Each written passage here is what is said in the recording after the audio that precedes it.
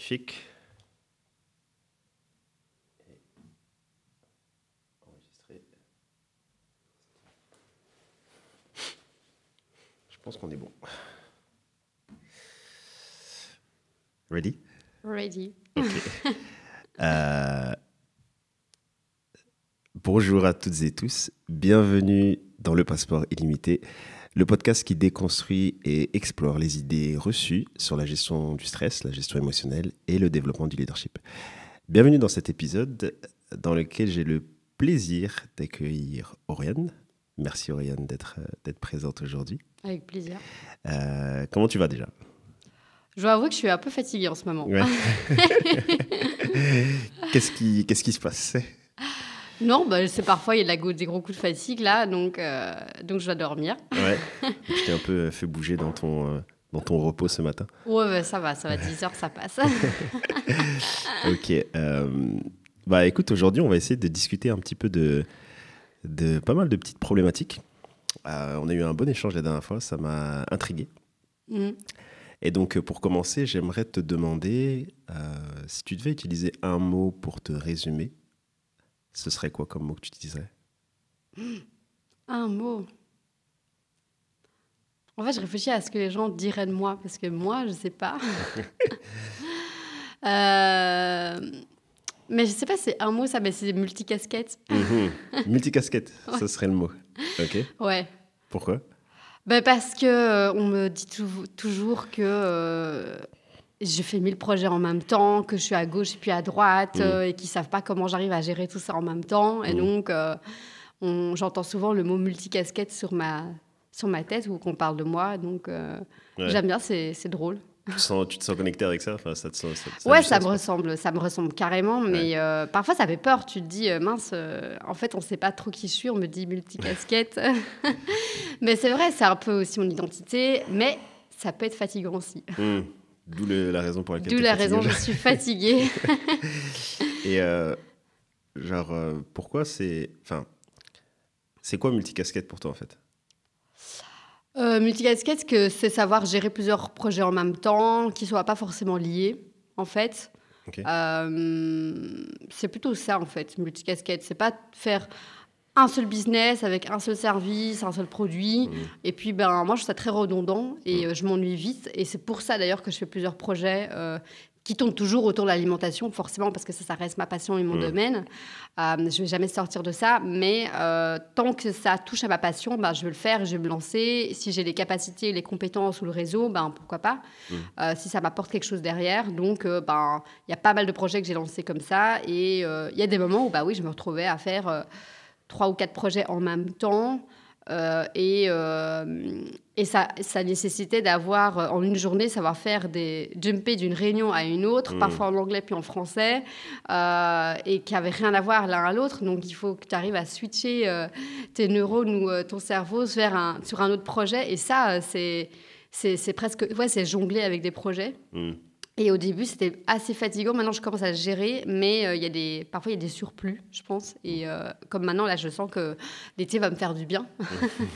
et voilà. Mais c'est ça, multicasquette, c'est savoir un peu... en fait, je demande changer de casquette en une journée, quoi.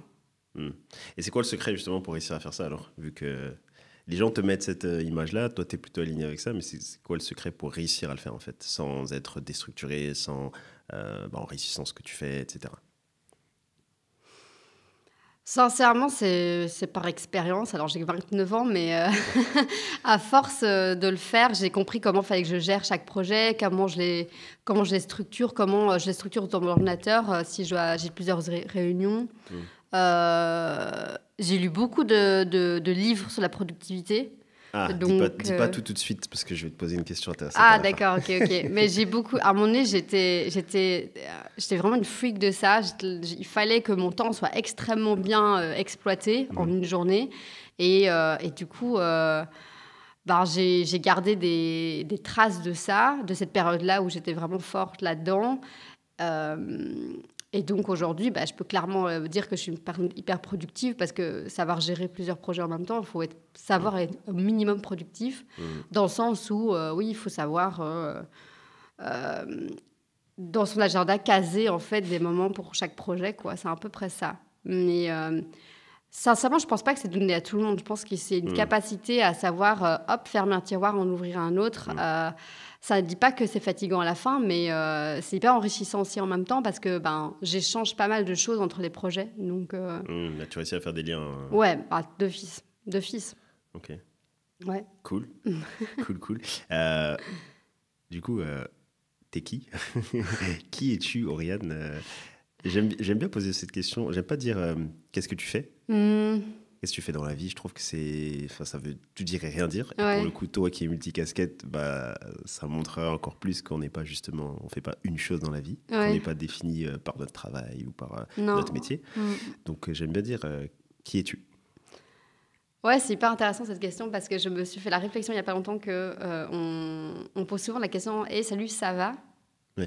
à un entrepreneur. Et souvent, l'entrepreneur, il va répondre ouais, le business va bien. Et toi, t'es là, mais non, on ne peut pas le business, toi. Toi, comment tu vas? Ouais, et c'est à peu près ça, c'est un peu en lien.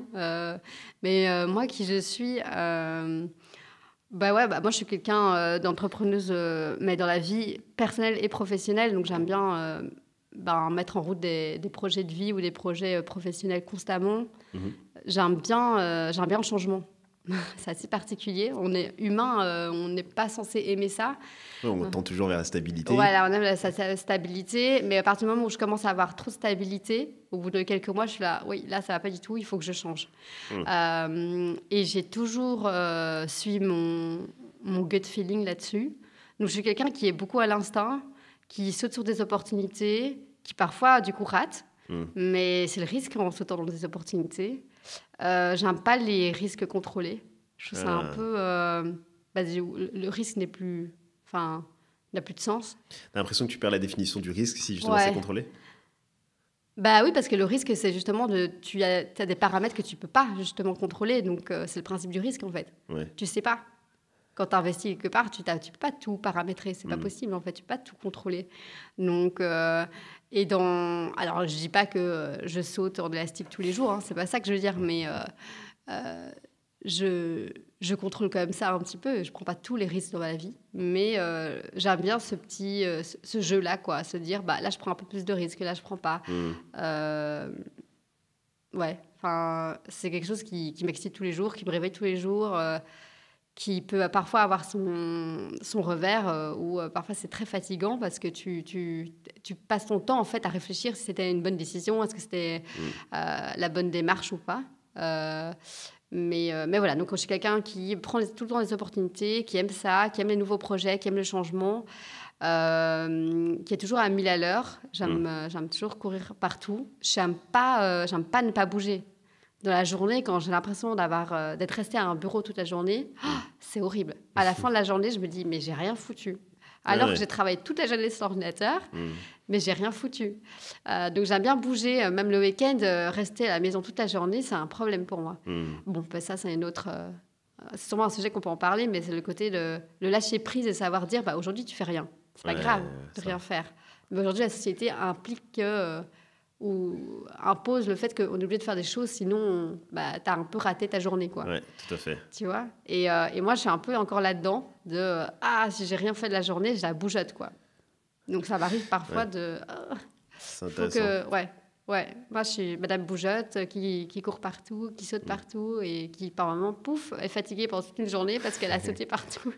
Et quand t'es fatigué, même quand t'es fatigué, t'arrives pas justement à te dire, de toute façon, je suis fatigué, donc il faut vraiment que je me pose. T'as encore ce truc-là qui... C'est clairement pas possible pour moi tant que mon corps me dit pas arrête. Enfin, me freine, en fait. C'est mon corps qui va me mettre une petite maladie, qui va me faire mal au dos, parce que j'ai aussi mon sport derrière. Donc, au sport, le sport, je fais de la boxe. Et je fais de la boxe et du body attack, qui en fait c'est à peu près 45 minutes de cardio où tu cours dans tous les sens. Donc... Même au sport, je cours dans tous les sens. Et tout le monde me dit, mais tu devrais faire de la méditation, du yoga, mais j'arrive pas, je peux pas, je tiens pas en place. Mais c'est comme ça, je suis quelqu'un de feu, je suis quelqu'un de sanguin, je suis quelqu'un, même dans l'ayurvédique, qui est une médecine indienne, je suis clairement dans le feu. Et donc, souvent, on me dit essayer de contrebalancer avec du froid, ou en tout cas... et la seule manière de faire ça, pour moi, c'est de marcher avec la musique. Ça me détend. Okay. Mais parce que je suis encore en activité, je marche. Mais rester une journée dans un spa, une journée dans mon lit, non, c'est à part un lendemain de soirée, je vois pas très bien comment je peux rester dans mon lit. Mais donc quand tu bosses, en fait, le seul moyen de rester justement statique quand tu bosses, parce que tu as ton focus qui est sur autre chose, parce que finalement, tu es statique, donc comment est-ce que tu gères ce côté-là? Non, en fait, ce qui est assez drôle, c'est quand je bosse à un bureau, enfin, ou sur l'ordinateur, parce que par moment, il y a le travail fait que je dois travailler sur l'ordinateur.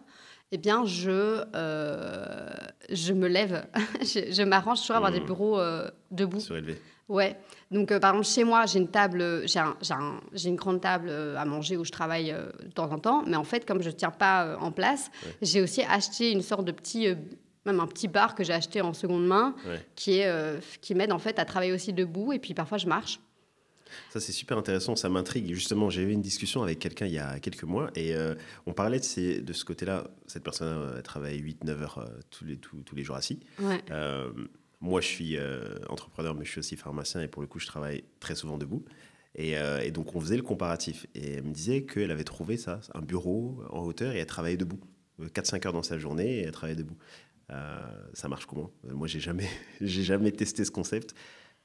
Moi, quand je travaille debout, c'est parce que je suis obligé, je sers des gens, etc. Donc, parce que tu bouges. Voilà, mais travailler avec un PC, par exemple, debout, comment tu fais? C'est le même principe, t'es juste debout. Et ça, pour moi, c'est hyper perturbant. J'ai pas l'image visuelle de me dire, j'arrive à rester focus debout, sachant que, par exemple, je dois taper, que je dois... Tu vois, le côté debout, moi, c'est très... je dois brainstormer, j'ai un tableau, je sais pas, ça oui. Ouais, mais moi, je suis sûre qu'il y a un truc scientifique derrière, hein, mais je pense que ça nous fait aussi un peu changer notre mindset à un moment donné où on a juste un peu switché. Ouais. Quand on est assis 2 heures, au bout d'un moment, on se lève, mais on se lève parce qu'on a besoin de respirer. Donc peut-être que juste le reprendre à la hauteur nous permet de souffler un peu. Mais en fait, pour moi, c'est la même chose. C'est juste que comme ça, je suis debout, je peux bouger mes jambes. Si à un moment donné, je dois tourner 2-3 fois sur moi-même, je peux le faire. Enfin, il y a quelque chose... Ouais, je trouve que le fait d'être debout, il y a une sorte de... Aussi, c'est marrant, c'est l'inverse de ce que je dirais tout à l'heure, mais il y a une sorte de contrôle. T'as un peu plus les pieds sur terre, en fait. Et moi, j'ai le sentiment d'avoir les pieds sur terre, ça me fait beaucoup de bien, parce que j'ai l'impression de maîtriser ce que je suis en train de faire sur l'ordinateur. Okay. Assis, j'ai l'impression que je suis en train de m'endormir et d'être... en fait, j'ai l'impression d'être la victime de mon ordinateur. Enfin, c'est l'ordinateur qui m'impose de travailler, alors que si je suis debout, c'est moi qui prends le contrôle sur l'ordinateur et qui dit, OK, maintenant je vais faire ça. J'ai une sorte de domination sur mon ordinateur, ce qui est assez spécial comme sentiment, mais clairement, ça m'aide en fait à me dire c'est bon, ça va aller aujourd'hui, vas-y, go, quoi. Donc il y a ce sentiment d'un peu de pouvoir, en fait. Ça nourrit ta créativité et ta productivité. Ouais, parce que je trouve que y a des moments où vraiment, genre, je tourne dans des coworking et je regarde tous ces gens qui sont devant l'ordinateur tous les jours, là, assis, à limite être, tu vois, leur tête toute fatiguée, effritée. Enfin, tu les sens un peu parfois agacés par leur ordinateur ou leur travail sur l'ordinateur. Ouais. Et je me dis, punaise, mais on arrive vraiment dans une société de fous, quoi. Tu vois, donc d'avoir... vraiment d'être victime de ça, tu vois, d'être... alors qu'on pourrait juste se mettre debout, prendre... Enfin, tu sais, il y a des sciences de position du corps, tu vois, le power pose. C'est le même principe, le power pose, être debout, ça aide un peu à avoir un autre mindset dans ta journée, quoi. Après, je me renseigne sur ça m'intéresse. Je sais qu'il y a des études même sur ce sujet-là. Il y a un super TED Talk là-dessus, sur le power pose. Il est incroyable. En 2-3 images, tu as tout compris. Okay. Et c'est ce que je vis en tant que femme par moment, où les femmes ont tendance à plutôt à croiser, à se refermer, alors qu'un homme va plutôt écarter ses jambes et donc du coup prendre plus de présence. Et j'ai déjà eu des expériences comme ça dans des conférences où je suis face à des hommes qui prennent présence sur scène juste par leur position. Et moi, je suis obligée de m'adapter à eux parce que sinon, je suis la petite fille à côté, quoi. Et c'est très bête, hein, mais c'est un petit sentiment inconscient qu'on ne se rend pas compte. Et je pense que face à aux machines ou face à notre travail, je pense que c'est aussi important de le faire, quoi. Ouais, plus on prend l'habitude de le faire de différentes manières, plus après ça devient naturel de... Bah oui, enfin, on est humain quand même, on est obligé. Enfin, je trouve ça normal de bouger la journée, d'être debout. Enfin, quand on dit il faut un peu d'activité chaque jour, ben ça fait partie de rester debout en fait. Je dis pas de le faire 8 heures, mais au minimum la moitié de la journée, quoi. C'est hyper intéressant. C'est tellement pas commun. Sur une journée de 7-8 heures, en général, les gens qui ont l'habitude de travailler assis ou qui sont dans des bureaux, ça va être 1 heure max. Entre la pause à café, le repas du midi, à la limite, mais c'est tout, quoi. Ouais, et puis, tu sais, c'est drôle parce que moi, j'ai travaillé beaucoup dans l'hôtellerie, donc au début de mes études. Et donc, j'ai fait de la réception. Et tu as certains hôtels, ils vont te mettre une chaise à la réception, et certains hôtels, ils n'en mettent pas. Ouais. Et c'est hyper intéressant parce que tu es clairement plus productif à être debout. Tu es plus serviable, tu es plus ouvert aussi aux clients. Parce que quand tu es assis, tu n'es pas accessible en fait à ton client non plus. Ouais. Alors quand tu es debout, tu es là, tu es disponible, tu peux directement partir à gauche ou à droite. Ouais, tu es présent en fait. Et quand tu es assis, j'ai l'impression que tu n'es pas présent. Ah non, c'est vrai. Et moi, je le retrouve justement aussi en pharmacie. C'est la même chose. Nous, c'est ce qu'on inculque aux personnes. Quand la personne, elle entre, il faut que tu sois serviable, disponible, accessible. Et donc, clairement, la chaise, si tu te mets dans l'autre sens, tu vois quelqu'un qui est assis, tu lui dis bonjour, elle est devant son ordinateur. C'est pas du tout la même attitude que tu as. Moi, il y a un pharmacien qui m'accueille comme ça ou une pharmacienne qui m'accueille comme ça. Je suis là, oulala, elle est pas bien, elle. Ouais, c'est ça. C'est bizarre comme ça. Mais tu vois, je pense que c'est l'histoire de Power Pose ou un truc comme ça. Ouais, ça m'intéresse, Power Pose. On mettra le lien d'ailleurs Power Pose dans la description. Ça peut être intéressant pour les gens. Clairement. C'est un mode de vie intéressant. Ok, tu as anticipé quelques sujets, mais c'est bien, on va y aller tranquille. J'ai quand même envie qu'on parle un peu de ton activité, on va dire, par laquelle moi je t'ai connu et sûrement par laquelle les personnes te connaissent un peu plus. Est-ce que tu peux en parler un petit peu ?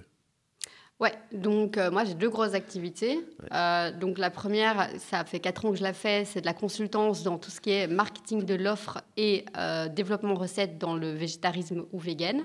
Donc ça consiste en quoi ? C'est aider les entreprises agroalimentaires, chaînes de restaurants, restauration à développer une offre adaptée à leurs consommateurs et au marché, végétarienne, vegan bien évidemment, parce que ça c'est mon expertise, et les accompagner aussi dans le développement des recettes, parce que pour certains clients, ils n'ont pas le chef ou ils n'ont pas les compétences en interne, donc je les aide à le faire.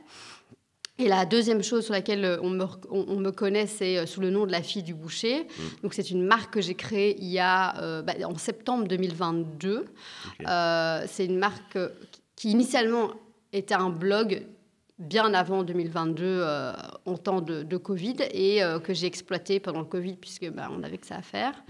Et puis, je l'ai lancé vraiment sur le marché avec de l'aise, avec 4 plats végétariens et véganes dans les rayons snacking, donc ce qu'on appelle tout ce qui est sandwich, salade et tout ça.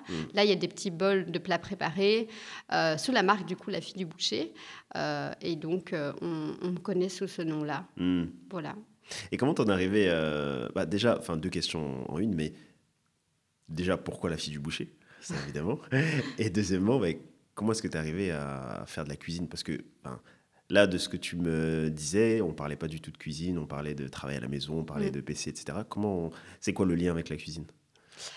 Le lien avec la cuisine, en fait, moi, j'ai toujours été une grande foodie. Donc, en fait, j'ai commencé mes études dans la cuisine. En fait, j'ai commencé en fait, en cuisine.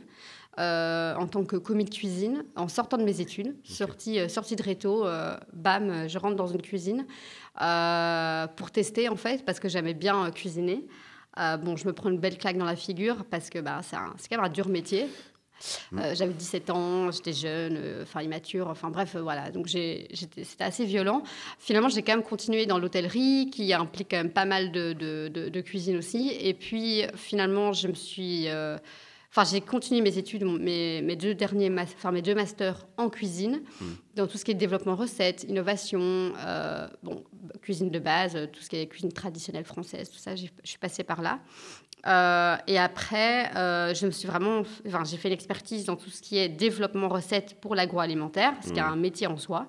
Il faut savoir faire des process, comprendre les usines, etc. Parce que développer une recette à la maison, c'est mignon, mais après, tu dois savoir les mettre sur les machines, et ça, c'est un autre métier. Donc, j'ai fait ça. Donc, j'ai toujours été dans la cuisine. Et après, moi, dans mon parcours, je suis devenue végétarienne à un moment donné. Faut savoir que, en fait, moi, je suis née dans une famille de bouchers, d'où l'intérêt pour la cuisine à ce moment-là. Famille de bouchers implique aussi toujours manger de la viande, mais aussi apprécier des bons restaurants. J'avais une famille, et j'ai toujours une famille de foodies qui aiment les bons restos, donc j'ai toujours eu l'occasion d'aller dans les bons restos. Ça m'a donné envie de cuisiner, et donc du coup de m'intéresser à la cuisine. C'est de là vient en fait ce filon-là, je pense, en tout cas. Et surtout parce que c'était manuel. C'est un métier manuel. Et moi, mes 6 années de secondaire, ça a été l'enfer parce que je ne sais pas étudier. C'est rester assise à écouter un professeur. Qu'est-ce que ça m'emmerdait, quoi. C'était horrible. Moi, j'avais la bougeotte. Donc, dès qu'il y avait un peu de sport, j'étais en joie, quoi. Donc, je me suis dit, je vais faire de la cuisine. Au moins, je bouge, c'est manuel. On va pas me demander de faire une formule que je ne comprends pas. Enfin, voilà, je détestais les maths. Enfin, vraiment, ce n'était pas mon truc, les études. Je les ai faites, et je les ai passées. Et il fallait 50%. Et ben, je leur ai fait les 50%. Et puis, je suis passée, quoi. Et puis, je me suis directement tournée vers la cuisine avec des études qui, finalement, n'impliquaient pas beaucoup de théorie, quoi. De plus, théorie, de quoi. la pratique, ouais, c'était plus de la pratique. Et c'est comme ça que j'ai commencé mes études là-dedans et que j'ai continué là-dedans. Et après ça, donc comme je l'ai dit, j'ai fait l'expertise, je suis devenue végétarienne. Et puis j'ai créé cette marque La Fille du Boucher, tout simplement parce que mon père est boucher, parce qu'on m'appelait souvent « Ah, tu es la fille du boucher ou tu es la fille de la boucherie » ou tu vois, t'as toujours ce petit nom, la fille à papa. Ben moi, j'étais la fille au boucher, quoi. Et je trouvais ça assez drôle comme nom. Et c'était tellement simple, en fait, c'était tellement évident. Je ne me suis même pas pris la tête. J'ai dit « Ok, on dépose la marque et on verra bien ce qu'on en fait après ». Faut savoir que j'ai déposé la marque avant même de savoir que j'allais faire quelque chose avec. Mais j'avais juste le sentiment qu'il y avait un business potentiel plus tard. C'était peut-être il y a dans 5 ans, dans 10 ans, mais je me suis dit, au moins, je la dépose et on verra bien. Ça coûte rien de déposer une marque. Ouais, pas grand-chose, c'est vrai. C'est vrai. Ok, cool. Voilà. Je pense qu'on a dû te poser plein de fois la question, mais qu'est-ce qui motive le choix, justement, de devenir végétarienne quand on vient d'une famille qui justement, ou quand on était simplement même habitué en fait à un certain autre mode de consommation en fait. Ouais, clairement, bah oui. En gros, on va essayer de la faire courte. Ouais, courte, mais parce que, enfin, je complète ma question parce qu'en fait, ça reste un sacré niveau de rupture. Et donc, ça implique d'autres choses. C'est là, après, on va aller, évidemment. Ça implique quand même d'autres choses. Quand il y a une famille, au niveau de la gestion de plein de choses, du stress notamment, de la pression. Comment on en arrive là? Comment on fait ce choix en connaissance de cause?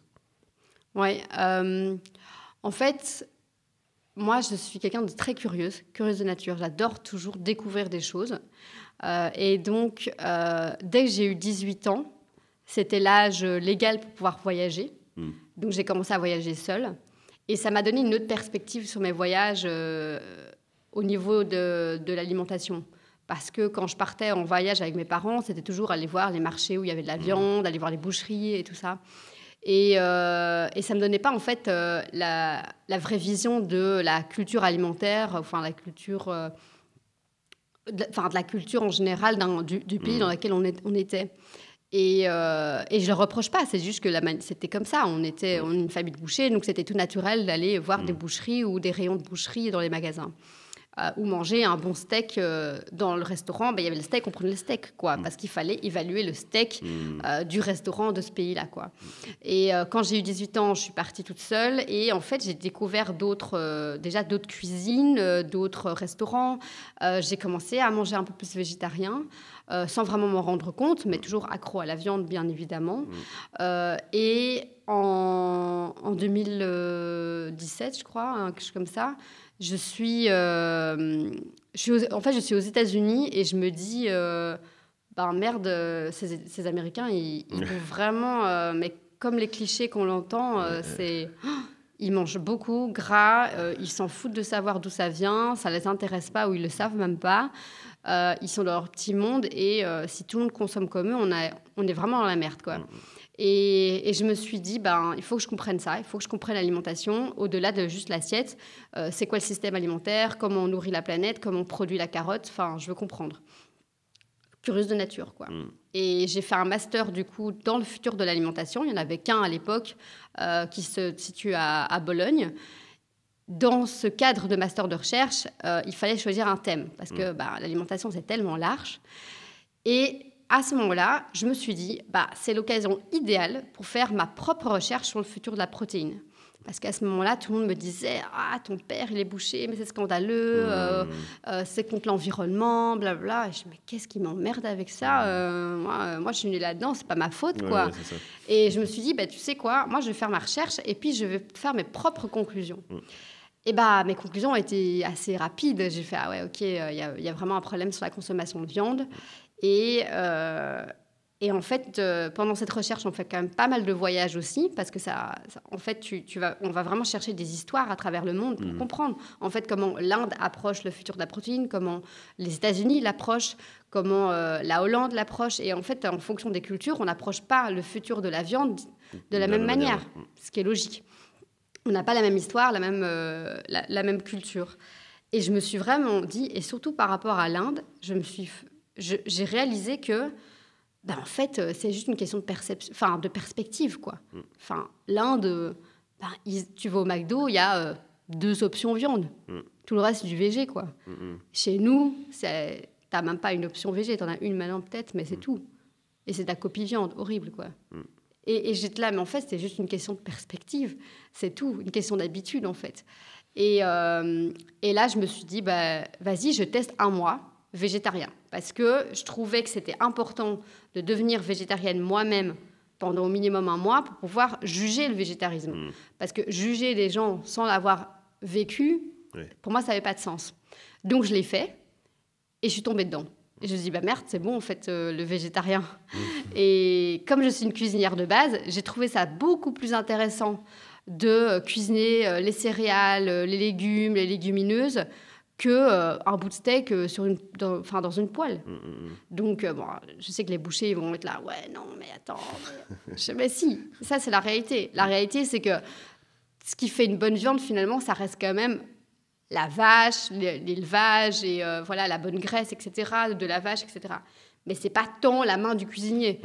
Alors que la cuisine végétarienne implique beaucoup de techniques, de connaissance des épices, des mélanges d'épices, de cuisson. C'est plus difficile de cuire une carotte qu'un bout de steak, quoi. Et de là, en fait, je me suis jamais arrêtée de devenir végétarienne. Et puis, je l'ai annoncé à la famille. Et le drame. Et le drame. Le choc. Oui, c'était un choc. Enfin, c'est clair que ça a été une grosse rupture. En fait, c'était plutôt émotionnel, parce que finalement, c'est que de l'émotion, la viande. Tout à fait. J'ai approché chaque membre de la famille différemment en fonction de leur sensibilité. Incroyable. Parce que c'est clair, c'était un gros sujet. Enfin, il faut quand même savoir que c'était pas que mon père qui est boucher, mais mes 2 grands-pères étaient bouchers, du côté de ma mère et de mon père. Enfin, donc je suis vraiment issue des 2 côtés de ma famille de boucher, quoi. Donc arriver et dire toc toc, bon, moi j'arrête la viande, vous m'emmerdez avec ça. C'était quand même assez risqué, clairement, mais comme je l'ai dit, j'aime le risque. Et puis surtout, je suis une entrepreneuse avant tout, et je me suis dit, à ce moment-là, punaise, il y a un business de dingue à faire dans le végé. Si moi, je ne suis pas végé moi-même, je ne pourrais pas bien comprendre ce business-là. Et c'est ce que j'ai fait. Et mon père, il l'a compris comme ça aussi. Je lui ai dit, je suis végétarienne aussi parce qu'il y a du business à faire. Bon, c'était pas vraiment vrai, mais ça passait mieux pour un entrepreneur. Il comprenait mieux. Ma mère, elle comprenait assez facilement parce qu'elle est très dans la nutrition et tout ça. Et donc, ça l'a pas plus choqué que ça. Et puis tous les autres membres de la famille ont un peu suivi. J'ai toujours les mêmes blagues chaque année. Ça fait 6 ans que je suis végétarienne, mais j'ai toujours les mêmes blagues. Mais finalement, ça passe, quoi. Ça passe. Et à Noël, j'ai mon petit plat qu'ils ont préparé. Donc Non, j'ai converti personne, c'est la seule chose que j'ai pas encore réussi à faire. C'est un projet ou pas? C'est clairement pas un projet. Ouais. Je l'ai toujours dit, je forcerai jamais personne à devenir végétarien. C'est pas mon but. Je le fais. Je le fais à travers ma cuisine, je le fais à travers des talks comme ici, je le fais à travers mes arguments. Enfin, comment expliquer? Je vais jamais le forcer. Je vais pas dire, je vais jamais juger, je vais jamais attaquer, je vais jamais pousser. Si tu viens chez moi, que tu manges végétarien et que finalement tu dis c'est bon, moi aussi je vais devenir végétarienne, tant mieux, je t'ai pas poussé, je t'ai inspiré. Je préfère inspirer que pousser. Donc voilà, j'ai pas envie de mettre mon énergie à ça. Non. Ok. Donc voilà, c'est comme ça que je suis devenue végétarienne et ouais, décision pas facile, mais j'en suis très fière aujourd'hui. Ok, cool. Et c'est intéressant comme discours parce que on est dans une société où en général, quand on a une conviction forte, et c'est aussi naturel, hein, on a cette tendance à essayer d'un peu rallier tout le monde à sa cause. Et comme tu as dit, il faut faire des choix par rapport à nos combats, notamment par rapport à l'énergie qu'on dépense. Et donc, c'est intéressant, notamment pour ce sujet-là, d'avoir un discours qui n'est pas totalement clivant. Pas juste, soit c'est A, soit c'est B, et il n'y a rien au milieu. Et j'aime bien cette idée-là, justement, de parler du sujet, de savoir de respecter les positions d'autres personnes et de se dire, si tu es intéressé, tant mieux. Maintenant, si ce n'est pas le cas, c'est la vie et il n'y a pas de souci, quoi. Ouais, moi je trouve qu'on manque clairement de bienveillance dans nos choix. Je pense que, en fait, le fait d'avoir rencontré beaucoup d'activistes dans le monde du vegan et du végétarisme, moi ça m'a choquée. Sincèrement, je trouve qu'ils n'aident pas à la cause, quoi. Ouais, et c'est exactement là où je veux en venir, c'est que je pense que ça nourrit beaucoup plus la cause de travailler avec de la bienveillance et surtout de savoir que ça met du temps.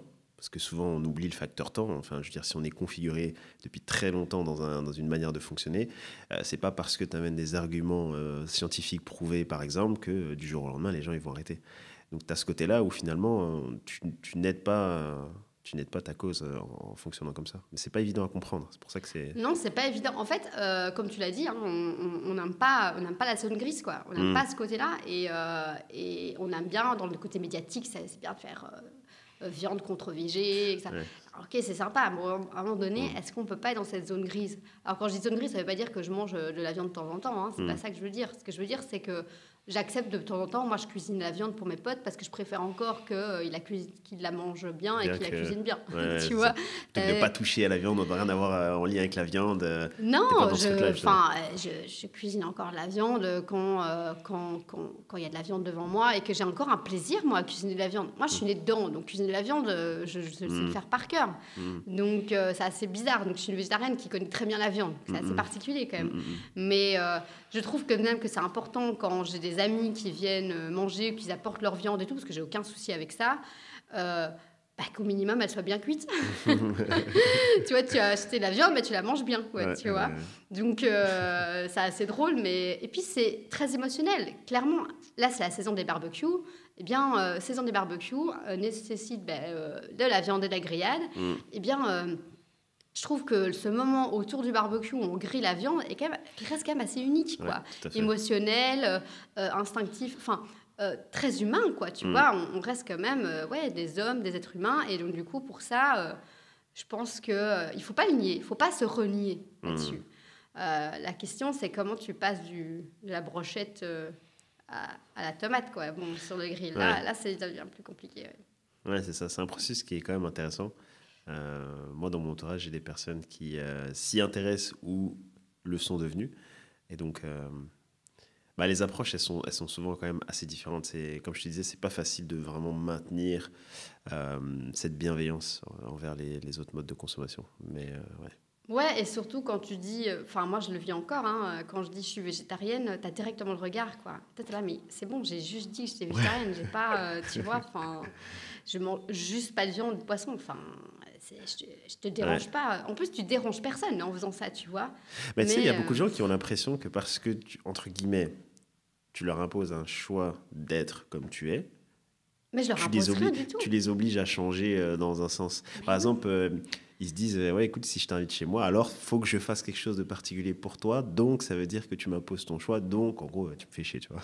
Mais j'impose rien du tout. Et moi, je le dis souvent aux personnes qui qui m'invitent chez eux quoi, et qui est végétarien, moi je leur dis faites votre bouffe, ne vous inquiétez pas, moi je trouverai du pain. Moi je suis une végétarienne facile, hein, je me prends pas la tête. Hein, t'inquiète, je trouverai à bouffer. Tu vois, c'est pas un souci. Je suis dans un restaurant aussi. Je sais que c'est pas facile de passer dans le végétarien quand tu n'as jamais appris à cuisiner végétarien.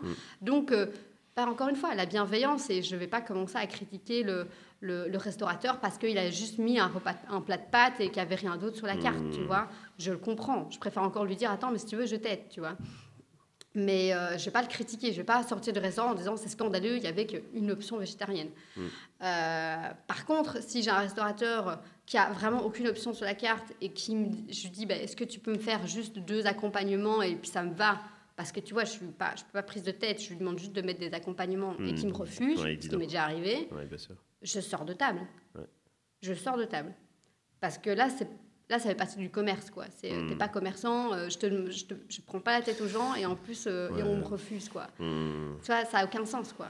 Donc, non, je suis assez bienveillante là-dessus. J'impose à personne mon végétarisme. Mais par contre, ce que je trouve pas normal, c'est qu'on me pose toujours des questions pourquoi je suis végétarienne, mais on pose jamais la question aux gens qui mangent la viande pourquoi ils en mangent. Oui, tout à fait. Pourquoi t'en manges? Pourquoi tu manges de la viande? Pourquoi on mange de la viande, tu vois? Je sais pas, je suis habituée. Ben oui, mais voilà, mais moi aussi j'étais habituée, tu vois. Et c'est pas un reproche, c'est juste que parfois c'est fatigant qu'on me pointe du doigt des végétariennes. Tu vois, on pointe toujours entre guillemets la différence. C'est sûr que quand on arrive à un stade où on se pose même pas la question de quelque chose, si quelqu'un vient nous poser la question, forcément on va voir l'autre personne comme étant étrangère, externe, et le problème il vient de l'extérieur et on va pas nous se remettre en question. Ouais, mais bon, tu vois, encore une fois, tu vas en Inde. Oui, c'est ça, et c'est là où tu avais tout à fait raison. Tu as parlé de perspective, de perception, en fait, c'est ça. Clairement. Il y a même des. Enfin, faut revenir quand même un peu les pieds sur terre, hein, mais il y a plein de pays, ils n'ont même pas accès à la viande. Exactement. Et même oui, avant, c'était un luxe, quoi. Je prends du bœuf ou du poulet aujourd'hui. Non, mais tu te rends compte ce luxe qu'on a quand même à choisir quelle viande on mange ce soir. Enfin, et encore, il y a des personnes ici qui ne savent pas en manger, qui sont en difficulté. Donc, c'est quand même un problème de luxe, le végétarisme, quoi. Et on en a déjà parlé avec des collègues en disant, mais est-ce que c'est pas justement ce combat que j'ai, c'est pas un petit truc de luxe, quoi. Est-ce que c'est pas un combat de luxe alors que dans certains pays, ils n'ont même pas le choix, des végétariens. Mais bon, j'ai envie de dire, dans nos pays, dans l'Ouest, quoi, oui, c'est pas un problème de luxe, c'est un fait, quoi. Il y a un vrai problème, quoi. Il faut déconstruire ce qui est en train de se construire, c'est... arrêtons d'augmenter nos consommations de viande parce que ça fait quelque chose, parce qu'on est quelqu'un si on mange de la viande. T'es personne, en fait, t'as juste bouffé de la viande. Ouais, c'est ça, mais c'est tellement associé structurellement et culturellement à un luxe de base, d'avoir la capacité, la possibilité de se payer de la viande, et encore plus quand on a un certain luxe de la bonne viande, que aller casser ce stéréotype social, c'est pas quelque chose d'évident. Mais ça s'est vu d'ailleurs pendant la crise qu'on a vécue économique. Là, on a vu l'impact que ça avait, la viande. Les gens, ils ont dit là, on va peut-être pas manger de viande ce soir. Voilà. Bizarrement, d'un coup, quand le prix est là, il n'y a plus personne pour la viande. Alors qu'on dit que c'est l'émotionnel, mais c'est aussi le porte-monnaie. Ouais, ça c'est vrai. C'est vrai. Et ça me coûte pas plus cher de manger végétarien ou pas. Sincèrement, les gens me disent souvent ça, mais j'ai pas ce sentiment-là. Est-ce que tu associes le bio au côté végétarien ou pas? Non, rien à voir. Moi, je suis pas pro-bio ou contre bio. Si c'est bio, c'est très bien. Si c'est pas bio, je vais pas cracher dessus, quoi. Je suis pas chacun son combat, j'ai envie de dire. Moi, je suis végétarienne et je parle de ça et je suis experte là-dedans. Je suis pas experte en bio. Je trouve que je trouve que le bio est beaucoup trop complexe à expliquer, quoi. Tout ce qu'on comprend, c'est le label, mais ça veut rien dire. C'est juste un label qu'on paye en plus. Ouais, après, malheureusement, ce sujet-là... Là, on rentre dans des débats. On rentre dans des débats compliqués. Et surtout, je pense qu'il y a un niveau de nuance que beaucoup de gens ne perçoivent même pas dans ce côté, justement, industrie agroalimentaire, sur plein de choses. Et clairement, j'invite tout le monde à se renseigner sur ce côté-là, parce qu'il y a un monde, entre guillemets, caché derrière tout ce que nous, on voit dans notre consommation de base. Mais bon, après, voilà, comme tu as dit, c'est un autre débat. Est-ce que les gens ont envie de s'intéresser à ça? Non, mais tant mieux. Enfin, tu sais, la première raison pourquoi les gens ils mangent bio, c'est pour leur santé, c'est pas pour la planète. Faut pas se leurrer, hein. Enfin, mais c'est pas grave, tant mieux, parce que si c'est en plus pour la planète, c'est mieux. C'est un peu comme les personnes qui conduisent des Tesla. Mais tu crois franchement que les gens, ils ont pris une Tesla parce qu'ils sont c'est défenseurs de l'environnement? Ouais, peut-être 1%, mais c'est tout. Tout le reste, c'est parce que c'est une Tesla. Ouais, bien sûr. Restons... Et c'est drôle, parce que quand je suis à vélo et à côté d'un gars qui est en Tesla, je suis là, on fait pas ça de la même manière, quoi. C'est drôle, mais bon. Il faut un peu de tout. Ouais, il faut un peu de tout, comme tu as dit. Revenons sur l'aspect justement émotionnel qu'on n'a pas trop développé. Comment dire ça? Moi, j'ai une question concernant la reconnaissance. Dans un podcast, je parlais du déficit de reconnaissance professionnelle. Et moi, je voulais savoir un peu comment est-ce que toi, tu percevais la reconnaissance déjà en tant qu'entrepreneur et en tant que femme, et encore plus en tant qu'entrepreneur femme dans un domaine spécifique. Là, je parle par exemple de ce que tu fais avec la fille du boucher, entre autres, et le conseil sur ce domaine-là.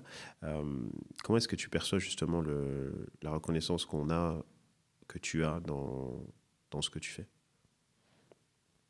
Comment je définis la reconnaissance? C'est une bonne question. Tu sais, j'ai l'impression que la reconnaissance, c'est un truc que tu te crées toi-même par rapport à ce que les gens te disent. Je sais pas. Parce que tu sais, là, moi, je suis bien la première personne à passer au-dessus des félicitations ou quoi. Oui, j'ai pas le temps, là. Moi, je suis une fonceuse, tu vois. Et c'est un gros défaut, parce que du coup, parfois, je célèbre pas assez bien mes succès. Et du coup, ces moments de reconnaissance que je pourrais avoir, en fait, je les admets pas, si tu veux. Je suis là, oui, ils sont là, mais en fait, je veux pas les voir. Moi, il y a une sorte de... Moi, la reconnaissance, j'ai un peu du mal, parce que j'ai... je sais pas, j'ai un truc de... Je sais pas, je suis timide par rapport à ça. J'aime pas ça. J'aime pas... Je suis pas en fait, j'ai toujours été éduquée dans le côté modestie, on se cache, on se montre pas trop. Dans ma famille, ça a toujours été ça. Et tout doucement, j'ai dû me montrer, parce que la marque La Fille du Boucher, on veut savoir qui est la fille. Et ça m'a permis quand même d'avoir des retours de gens qui me disent « c'est bien ce que tu fais, c'est incroyable et tout ». Et ça m'a fait du bien. Et donc, il y a des jours, ça me motive à fond. Mais globalement, sur mon travail, tu vois, sur les 5 ans que j'ai fait là, les gros moments de reconnaissance de mon travail, je les ai pas trop... je les ai un petit peu niés, tu vois. J'ai pas... En fait, je suis tellement... je suis tellement deep avant, enfin plus loin, que ce moment de reconnaissance qu'on me donne, je le prends pas. Donc, c'est ma personnalité. Je pense que c'est un gros défaut sur lequel je dois souvent travailler. Je pense qu'à chaque fois que je vais voir une psy, on parle de ça. À chaque fois, c'est mais tu célèbres tes succès? Non, je ne célèbre pas mes succès.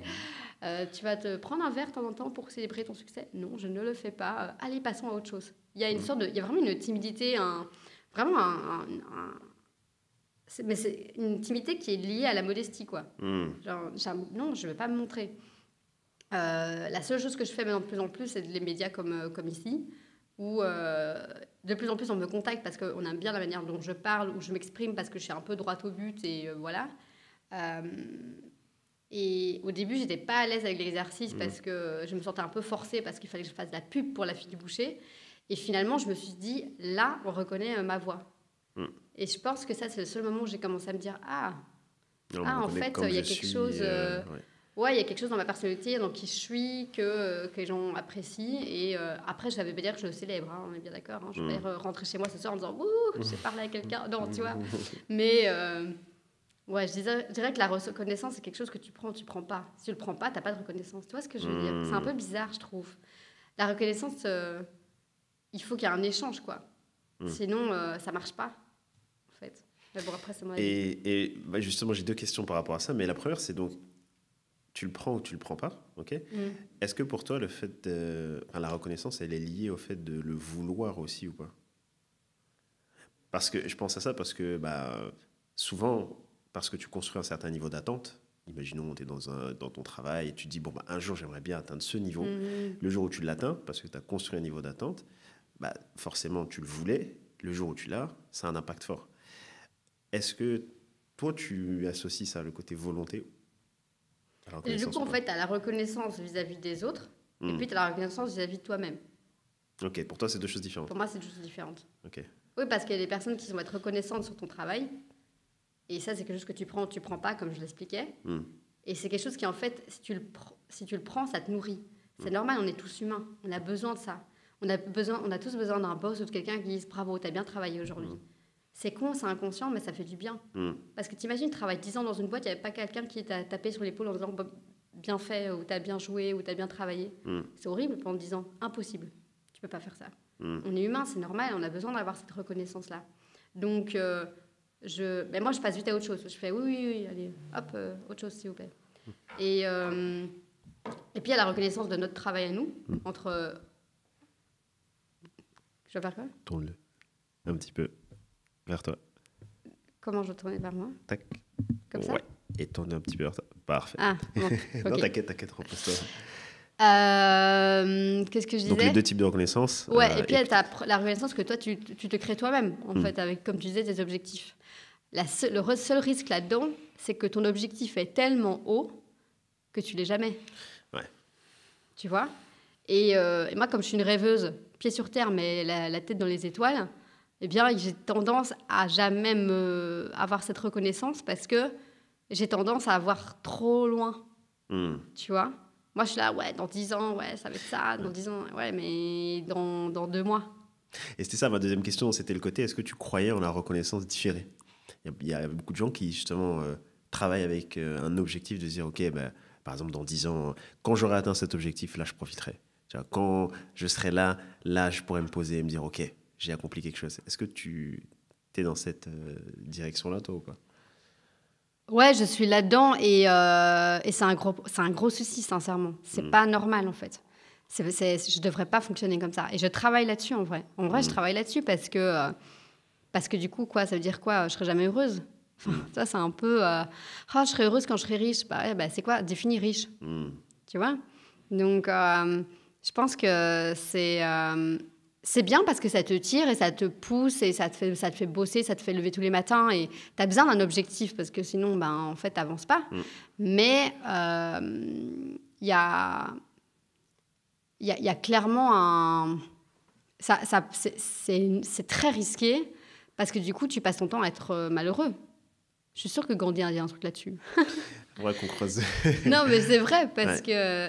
Je pense il y a beaucoup de gens... Tu passes ta vie à être déçu alors, quoi, tu vois. C'est un peu comme... moi, je serais heureux si je touche les étoiles ou j'atteins la lune. Ouais, ça va être compliqué, mon gars.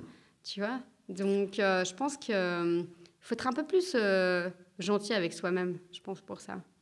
On n'est pas assez... Moi, je suis quelqu'un de très dur avec moi. Donc, tu vois, si j'ai pas atteint ça, bah voilà, ça va pas. Donc ouais, je pense que ce perfectionnisme, être dur avec soi-même, ça aide pas, quoi. Je te comprends tout à fait. Moi, je suis un peu comme ça. Clairement, je suis un peu comme ça aussi. Je suis très dur avec moi-même. Je me force. Moi, ça fait plusieurs années que je le fais. Je me force vraiment à célébrer. Et après, il y a célébrer, parce que tout bêtement, bah, ouais, moi, je vais atteindre un objectif. Et ma manière de célébrer va pas forcément être la manière dont quelqu'un d'autre va célébrer. Et donc, parfois, on associe justement ça au fait que tu n'es pas heureux. On va se dire, ah, mais tu as atteint ce truc-là. T'as pas envie de crier, t'as pas envie de sauter, t'as pas envie de... Tu dis, bah non, juste, ouais, je suis content et tout. Ouais. Je reconnais, ouais, ça va. Enfin, c'est tout. Genre, c'est drôle, parce que j'ai tellement vécu ça avec le lancement chez Deleuze, mais c'était assez spécial parce que tu étais tellement dans le lancement en plus, donc tu as vraiment autre chose à foutre, tu vois, que le célébrer, parce que tu as la communication, le truc, enfin, vraiment... Et en fait, j'avais l'impression, et c'était le cas, hein, mais les gens étaient plus heureux pour moi que moi pour mon projet, quoi. Putain, mais c'est trop bien, t'es chez Deleuze et tout. Moi, je suis là, genre, ouais, tu vois. Ouais, je souriais, je suis là, ouais, merci, ouais. Tu vois, enfin... Parce qu'en fait, moi, je suis là, oui, c'est bon, je suis chez Deleuze. Allez, next step. Hop. Tu vois, c'est... je pensais pas à ce moment-là à me dire, mais Oriane, t'es chez Deleuze, là, t'as réussi à mettre un putain de pied là. Ouais. Alors, je dis pas que c'est facile, hein, mais j'ai pas pris le temps de me dire, t'es arrivé là, t'as pas 30 ans, quoi. Ouais.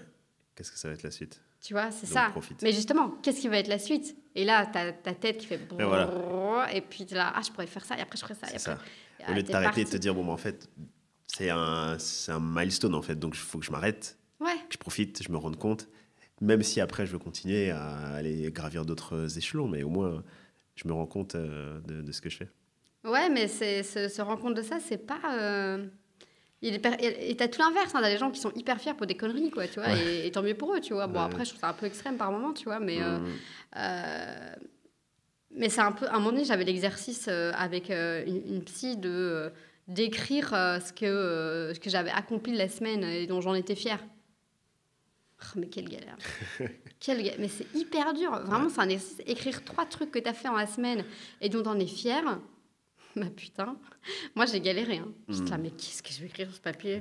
J'ai envoyé 10 mails, ouais, ça va, j'ai envoyé 10 mails, c'est pas, tu vois, ou, non, mais tu vois, Ouais, c'est clairement. bizarre, mais ça peut être des trucs tout bêtes, tu vois.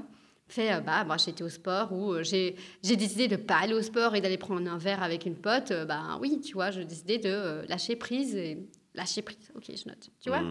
C'est pas naturel, c'est pas fait en 2 minutes, quoi. Mais non, mais c'est comme arrêter de manger de la viande ou pas manger de viande, c'est pas naturel, tu dois forcer le truc. Ouais. C'est comme te lever avec ta jambe droite et ta jambe gauche, à un moment donné, tu dois le forcer, quoi. Tu vois, alors oui, au début c'est chiant, au début c'est difficile, mais au bout d'un moment tu y arrives. Alors je suis toujours dans le process de c'est difficile, moi.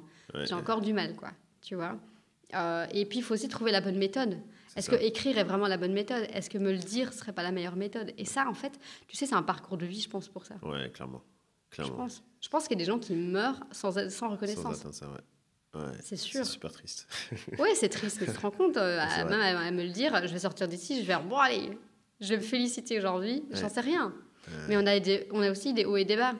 Hier, je suis rentrée à la maison, j'ai vu mon mec, et puis il dit, ça a été ta journée? Et je suis là, putain, ouais, j'ai eu une bonne journée. Pourtant, j'ai rien fait d'exceptionnel. Mais j'ai fait ma to-do list, alors que souvent, elle est trop... J'exagère toujours ma to-do list. Elle est juste irréalisable en une journée. Là, je me suis dit, vas-y, fais un truc correct, tu les fais bien, tu fais pas trop. Et j'ai tout fait, et j'étais là, ah ouais, j'ai fait ma journée, c'est bon. Tu vois? Satisfaction. Satisfaction de la journée. Mais ça, c'est aussi une sorte de reconnaissance. Ah, mais totalement. Rester dans le moment présent et avoir de la reconnaissance pour ce que tu as maintenant et ce que tu accomplis maintenant. Et c'est très bien. Et justement, ma troisième question, c'était ce que je réfléchissais pendant que tu parlais. Je me disais, est-ce que tu penses que c'est lié au caractère de la personne, le fait d'être capable, plus ou moins capable d'avoir cette reconnaissance-là? Dans le sens, est-ce que le fait d'être timide ou introverti, ça joue sur le fait d'être capable de vouloir cette reconnaissance, d'aller chercher cette reconnaissance ou pas? Donc, tu penses que le fait d'être timide, on est plus reconnaissant ou moins reconnaissant? Justement, qu'on aurait moins de mal à être reconnaissant. À être reconnaissant ou à vouloir cette reconnaissance. Je me pose la question. Parce que moi, par exemple, j'ai un côté je suis assez introverti de base.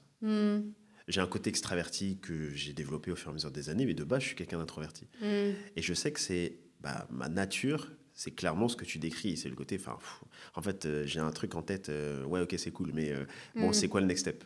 Ça, c'est ma nature. Et je me bats pour justement comprendre que, non, le moment présent, c'est important. Et tout ce que j'ai développé, en fait, ce qui est marrant, c'est que c'était exactement ma zone de faiblesse il y a quelques années. Le côté coach en gestion du stress, côté être dans le moment présent, gérer les émotions, etc. C'est exactement cette zone-là que je devais développer pour moi, que j'ai développé après, au point d'en créer une expertise. Donc je comprends ce côté-là. Je me dis, mais est-ce qu'en fait, c'est pas aussi lié au caractère des gens? Mais tu me fais réfléchir à un truc, mais en fait, il faut quand même pas oublier quelque chose. Enfin, en tout cas, moi, c'est ma perception, c'est que on a quand même tendance à être contre nature. Tu vois, t'es introverti. Tu ne prends pas de reconnaissance, tu ne prends pas de reconnaissance. Tu es... parce que tu me disais, oui, moi, je vois le next step et je vois déjà plus loin. Mais ça, c'est quelqu'un de visionnaire. Tu es quelqu'un de visionnaire, je suis quelqu'un de visionnaire. Mais c'est beau d'être visionnaire aussi. Donc finalement, pourquoi on voudrait essayer d'être contre nature? Je pense que c'est important de travailler sur sa nature à partir du moment où ça nous nuit. Si ça ne nous nuit pas, restons comme tels. Mais si ça nous nuit, alors oui, peut-être qu'il faut travailler dessus. Si le fait de ne pas avoir trop de reconnaissance, t'en as un petit peu, mais pas trop, ça ne te dérange pas et que tu vis bien avec, tant mieux. Si tu le vis mal, il faut y travailler. Tu vois ce que tu veux dire. Ouais, mais pas tout le monde devrait le faire, je pense. Je pense que tout le monde doit s'écouter. Par exemple, moi, je sais que ça peut me nuire. Parce que je me félicite pas assez, parce que je reconnais pas assez le travail que j'ai accompli jusqu'à maintenant. Tu vois et je le remarque que par une chose, les gens me le font remarquer plus que moi-même. Ouais, c'est là où vraiment tu mesures, en fait, le côté mesure de l'impact que ça Très pourrait fort. avoir. C'est Ouais, là que tu t'en rends très, compte. très fort. Il y a pas longtemps, il y a encore quelqu'un qui m'a dit j'ai raconté tout mon parcours et le gars, il a fait mais c'est un t'as 50 ans. Ouais. Non, j'ai pas 50 ans, j'ai pas 30 ans. Tu vois, et là, je me dis, waouh, enfin, tu vois, j'ai accompli tout ça déjà, trop bien. Tu vois, j'ai eu trop de chance. Et il n'y a pas que de la chance, mais aussi de la volonté, la curiosité, voilà. Donc, je pense pas qu'il faut être contre nature. Je pense pas. Je suis pas sûre que ce soit lié à être introverti ou extraverti. Je pense qu'il y a que des études qui pourraient encore peut-être Sujet dire. exploré. Ouais, clairement, il y a beaucoup de choses, je pense, qui doivent être étudiées.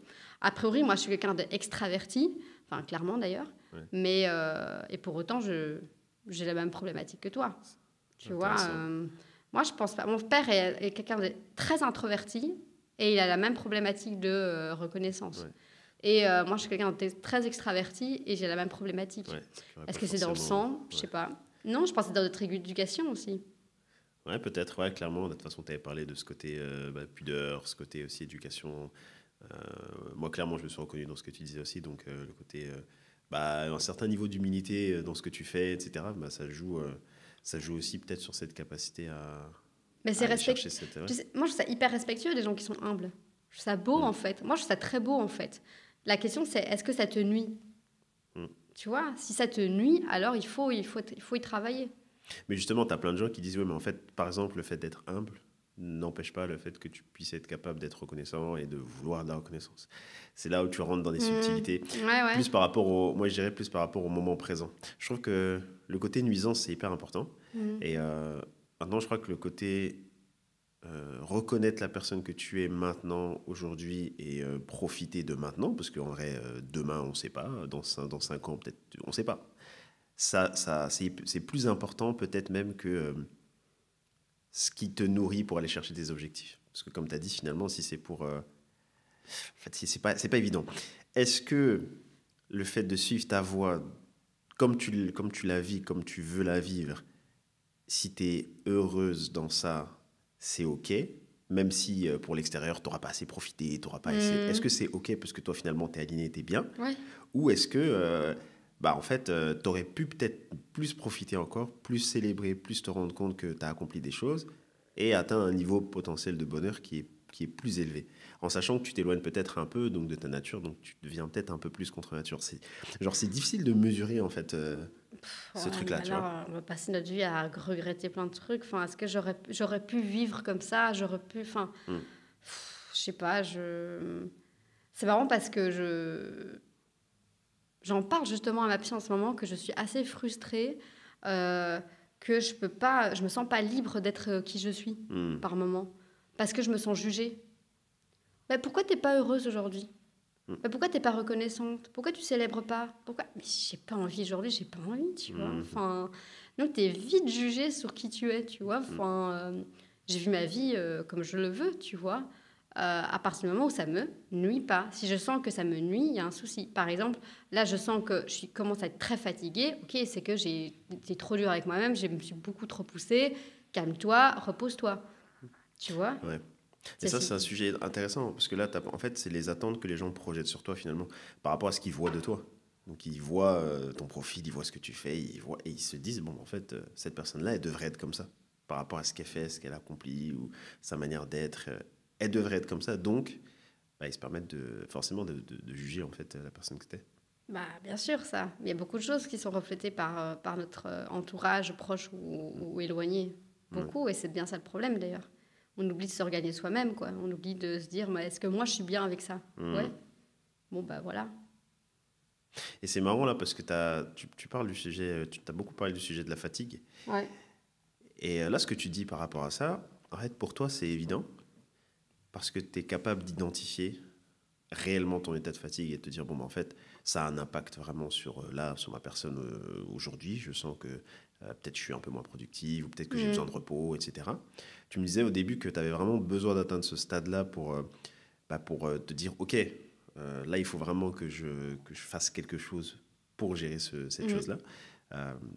Mais il y a beaucoup de gens qui n'arrivent pas en fait à faire ça. Il y a beaucoup de gens qui en fait n'arrivent pas à identifier ce seuil-là ou qui l'identifient sans se rendre compte des conséquences potentielles que ça peut avoir. Donc ils vont se dire, OK, je suis fatigué, mais c'est bon, c'est normal d'être fatigué. OK, je suis stressé, là je suis vraiment stressé, mais bon, on a tous du stress, OK. Et qui n'arrivent pas à mettre justement des limites par rapport à ça. Et moi j'aimerais savoir justement comment tu as fait pour arriver à te dire, comment tu gères ça en fait, comment tu arrives à te dire, bon, là j'atteins peut-être une limite, faut pas que je passe au-dessus, surtout avec tout ce que tu fais. Donc c'est un bon exemple de comment je fais pour pas passer de l'autre côté, entre guillemets, tu vois. Et c'est quoi tes techniques en fait? Je me suis pris le mur 10 fois et puis j'ai compris. Hein. Il n'y a pas de secret. Et c'est quoi le mur? Hein, C'est quoi le mur justement? le mur, c'est je me prends une pneumonie, j'enchaîne des bronchites plutôt. Moi, je suis très sensible aux poumons, donc dès que mon émotionnel tient pas, dès que ma tête tient pas, c'est mes poumons qui prennent. J'ai des inflammations constantes, donc inflammation poumon, inflammation, du sang, tu vois. Donc, mais j'en ai passé. Je suis malade, je vais voir le médecin ne trouve pas, je me fâche contre le médecin, mais enfin, il trouve pas. Au bout d'un moment, on me dit c'est le stress, mais non, c'est pas le stress qui me fait une bronchite, là, c'est pas possible, faut arrêter, quoi, tu vois. Il fait, mais non, c'est juste ton immunité qui a descendu et que tu t'es pris le petit microbe de merde que tu aurais pu résister si tu étais en forme, tu vois. Et franchement, ça m'a pris... et encore, ça m'arrive encore vraiment de nier parfois ma fatigue, tu vois. Alors, il y a des jours où on se dit, bon, on s'accroche, on prend un café en plus et c'est bon. Mais j'ai commencé depuis 1 an et demi, d'être un peu plus bienveillant avec moi-même, je dois avouer. Parce que j'ai enchaîné ces bronchites-là et que les gens se sont inquiétés, quoi. C'est plutôt mon entourage qui s'est inquiété. Mais rien, c'est pas possible, t'es toujours au lit, t'es toujours malade. Je dis, oui, et les médecins ne trouvent pas. Oui, mais ils ne trouvent pas parce qu'il n'y a rien. C'est normal. En question. Et vraiment, oui, c'est qu'en prenant des murs comme ça, j'ai été tellement loin craquage, je m'énervais sur tout le monde, je pétais un câble, je m'énervais à vélo, j'étais désagréable, qu'à un moment donné... je me suis vite rendu compte qu'il y avait un souci. J'ai allé voir une psy directement qui m'a bien aidée. Et maintenant, je continue à en voir une d'ailleurs parce que je trouve que c'est important d'avoir un feedback neutre. Ouais. Parce que les amis, je les adore, hein, mes potes, mais c'est pas, ils sont pas neutres et ils sont parfois pas... ils sont juste pas neutres, quoi. C'est pas facile. Un ami, ils sont super pour te consoler, te changer les idées. Mais ils sont pas là pour échanger, te poser les bonnes questions. Tout à fait.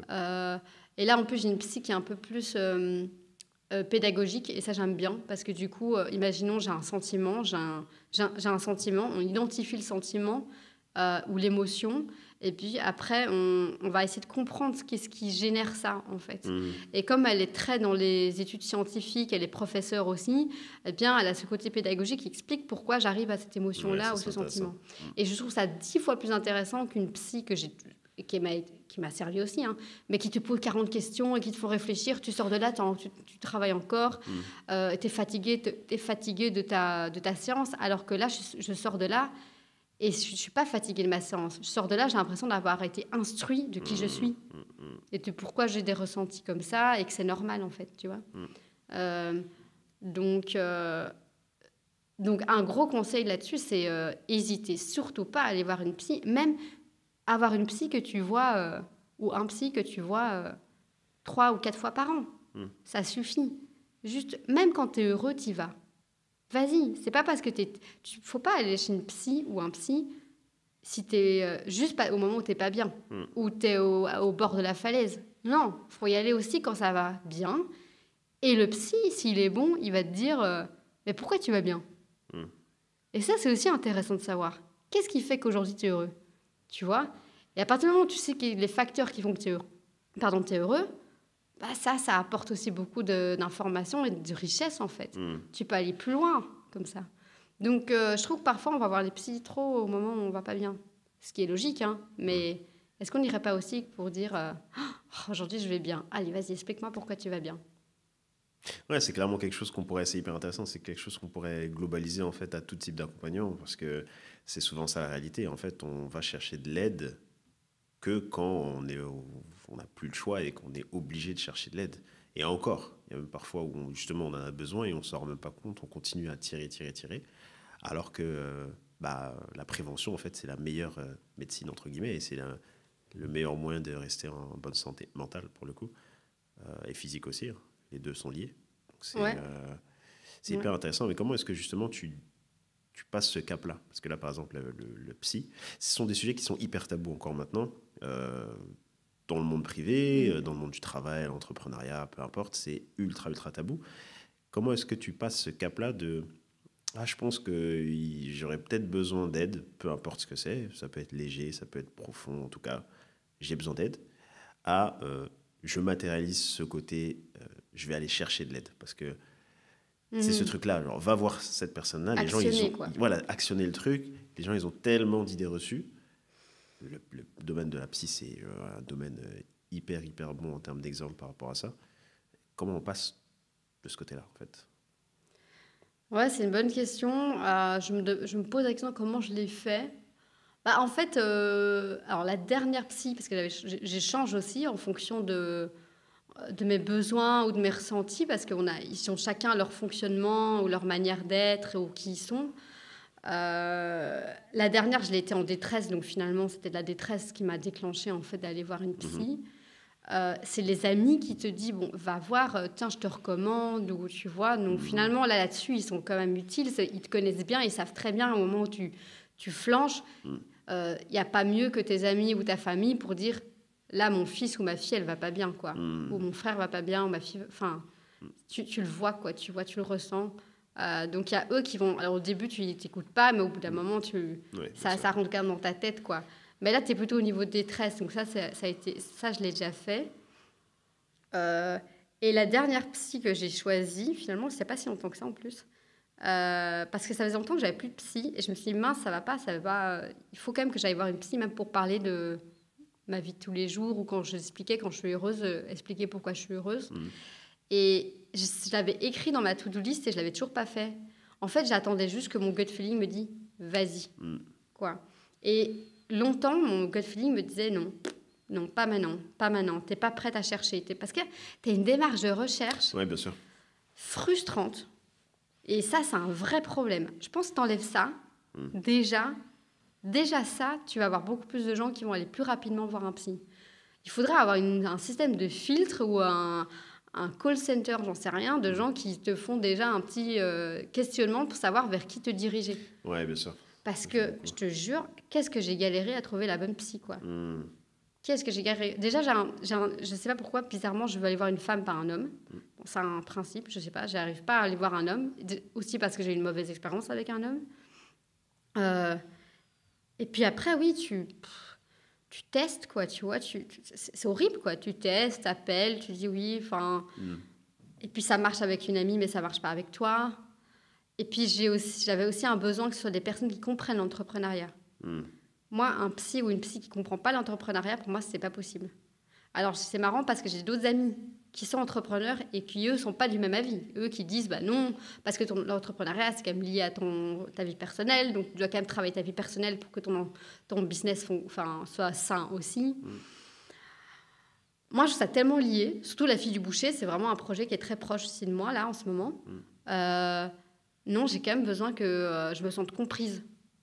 Quand je dis que ça va pas, je me sens débordée de travail ou quand... Enfin, je sais pas, j'ai besoin que le professionnel face à moi comprenne ce qu'est un entrepreneur et ce que vit un entrepreneur par rapport à un employé ou un ouvrier. On vit pas la même chose, quoi. On vit pas la même vie, hein, clairement pas. Hein. On n'a pas les mêmes niveaux de stress, on n'a pas les mêmes horaires. Donc, je pense que pour répondre à ta question... en fait, je ne sais pas répondre à ta question, sincèrement.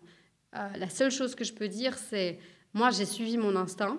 La première fois, c'était la détresse. C'est clairement pas la bonne solution. Et la deuxième fois, c'était plutôt... J'ai attendu que mon gut feeling me dise « Vas-y ». Mais je l'avais écrit dans ma to-do list. Prendre un rendez-vous avec une psy. Je l'avais écrit.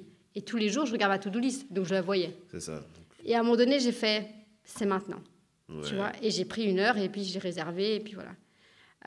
Peut-être le fait de l'écrire en ta to-do list, ça pourrait peut-être bien aider. Matérialiser et d'avoir le rappel. C'est un rappel même si constant. C'est pas le bon timing, tu as le rappel constant de. Ouais, et en plus dans ma to-do list, j'ai un système de urgent, pas urgent, idée 1 et à faire aujourd'hui, tu vois. Et tous les matins, en fait, je prends ma to-do list et je passe tous les trucs à faire aujourd'hui. Okay. Et le à faire aujourd'hui, et réserver une psy, c'est devenu un à faire aujourd'hui. Ouais. Et tu utilises quoi comme outil pour ça, les idées d'outils de to-do list, par exemple? Ça, j'utilise Notion. Notion, okay. Ouais, bon système, je trouve. En tout cas, pour les to-do list et notes de meeting. C'est vraiment la seule chose que je fais sur Notion. Ok. Voilà. Ok, cool. Et j'ai une autre question par rapport aux émotions, vu qu'on est dans les émotions. Allons-y. C'est quoi le plus gros challenge, on va dire, émotionnel auquel tu as été confronté, justement, depuis que tu as entrepris il y a quelques années? Le challenge émotionnel, bon, c'est clairement lié avec ma famille. Ce qui n'est pas facile, et je veux dire qu'encore aujourd'hui, à gérer, c'est que... je ne sais pas si c'est vraiment lié aux émotions, mais quoique, ça me génère beaucoup d'émotions. C'est que je suis toujours... Comme le nom de la marque, la fille du boucher, c'est la fille et le boucher. On me lie beaucoup avec mon père. Déjà bien avant la marque, on me liait beaucoup avec mon père parce que dans ma génération, je suis la seule personne qui est dans l'alimentation. Et donc, par définition, tu sais, on aime ce côté héritage. Aurélien va reprendre la boutique, quoi. Ouais, logique. Sauf que moi, d'un coup, je sonne, je fais non, moi je deviens végétarienne. Ah bon, ok, qui va reprendre la boutique? Et donc il y a une sorte de rupture, donc j'ai peur que... Là, j'ai été touchée émotionnellement, je me suis dit mince, j'espère que je leur fais pas de mal. Ouais. C'était plutôt vis-à-vis de ma génération. Mon père, il m'a vite passé le message en disant vraiment t'inquiète pas, quoi, fais ton chemin, tu fais ce que tu veux dans ta vie, tu vois. Donc ça a été assez facile, mais dans ma génération, je dois avouer que j'ai eu plutôt je me suis sentie regardée, quoi. Et un peu, ils étaient tellement confiants en disant c'est bon, Aurélien, elle va reprendre la boutique, et puis d'un coup, Aurélien, elle prend plus la boutique, tout le monde se regarde, merde, on fait quoi? Tu vois. Et là, je me rappelle avoir pas eu facile émotionnellement à gérer ça. Maintenant, je suis passée au-dessus et j'ai mûri là-dessus. Et la deuxième, on va dire, grosse phase émotionnelle, ça a été vraiment quand j'ai lancé La Fille du Boucher, parce qu'on me compare tout le temps avec mon père, quoi. Parfois, c'est très fatigant. C'est fatigant émotionnellement parce que du coup, en fait, moi, je me fous une pression débile parce que mon père, il est extrêmement intellectuel, il est extrêmement intelligent, mon père. Moi, je sais pas que je suis pas intelligente, mais voilà, j'ai pas la même manière de fonctionner. Je suis pas mon père. Pourtant, on me lie avec mon père, tu vois. Et ça, souvent, c'est challengeant émotionnellement parce que je me fous une pression de dingue. Je me pose des questions si j'ai bien fait. Mon père aurait mieux fait que moi. Si quand je suis à côté de mon père et que mon père parle super bien et que moi je parle, je me sens pas du tout légitime. Je me trouve débile à côté, quoi. Donc ça, aujourd'hui, j'ai encore du mal avec cette comparatif, mais qui est... inévitable, parce que le nom s'appelle La Fille du Boucher et que je reste la fille du boucher et que je serai toujours la fille du papa qui est boucher, quoi. Et c'est un challenge que je dois tous les jours... je dois passer tous les jours au-dessus, quoi. Ouais, pas facile émotionnellement parfois, ouais. C'est vraiment hyper intéressant parce que tu m'as dit que le nom La Fille du Boucher est venu spontanément. Tu n'as même pas pensé. Naturellement, c'est venu.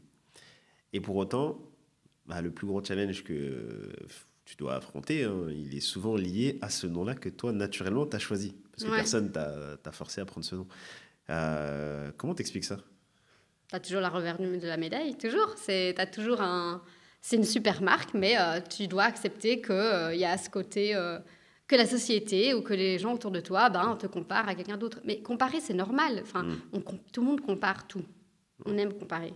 C'est normal, on compare tout. Regarde, viande végé, on aime tout comparer. c'est naturel que quand il y a la fille du boucher, on compare la fille au boucher. Ça me paraît logique, quoi. Mais c'est vrai que sur le moment, moi, je pensais tellement marque que j'ai pas pensé à ça, quoi. Ouais, donc tu n'y as pas pensé quand tu as choisi non, la j'ai marque, pas c'est ça, absolument. Non, je me suis juste dit, putain, la marque de dingue, la fille du boucher, végétarien, quoi. c'est vrai que argument fort, marketing. Ouais, Très bon marketingement, choix. je pense que je peux pas faire mieux, quoi, tu vois.